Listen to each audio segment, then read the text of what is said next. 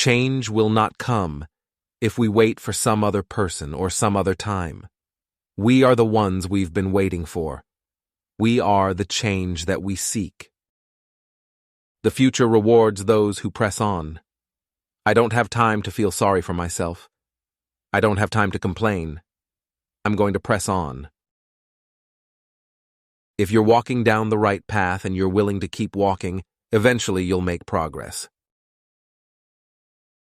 We, the people, recognize that we have responsibilities as well as rights, that our destinies are bound together, that a freedom which only asks what's in it for me, a freedom without a commitment to others, a freedom without love or charity or duty or patriotism, is unworthy of our founding ideals and those who died in their defense.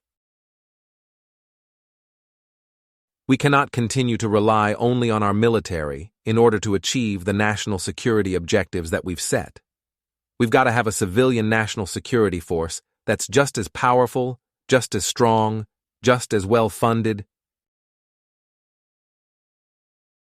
If the people cannot trust their government to do the job for which it exists, to protect them and to promote their common welfare, all else is lost.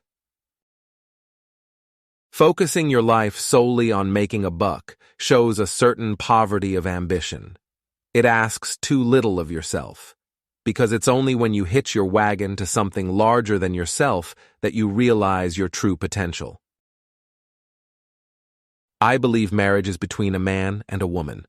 I am not in favor of gay marriage. But when you start playing around with constitutions just to prohibit somebody who cares about another person, it just seems to me that's not what America's about. Usually our constitutions expand liberties. They don't contract them. In a world of complex threats, our security and leadership depends on all elements of our power, including strong and principled diplomacy. It's time to fundamentally change the way that we do business in Washington. To help build a new foundation for the 21st century, we need to reform our government so that it is more efficient, more transparent, and more creative. That will demand new thinking and a new sense of responsibility for every dollar that is spent.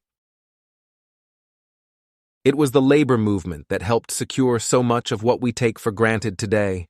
The 40-hour work week, the minimum wage, family leave, health insurance, Social Security, Medicare, retirement plans. The cornerstones of the middle-class security all bear the union label. It took a lot of blood, sweat, and tears to get to where we are today, but we have just begun.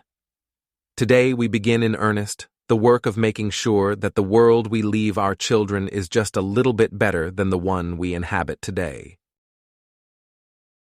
It's not surprising, then, they get bitter.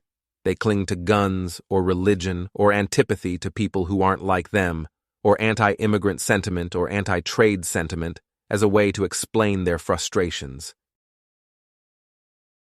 The thing about hip-hop today is it's smart, it's insightful. The way they can communicate a complex message in a very short space is remarkable. Our higher education system is one of the things that makes America exceptional. There's no place else that has the assets we do when it comes to higher education. People from all over the world aspire to come here and study here, and that is a good thing.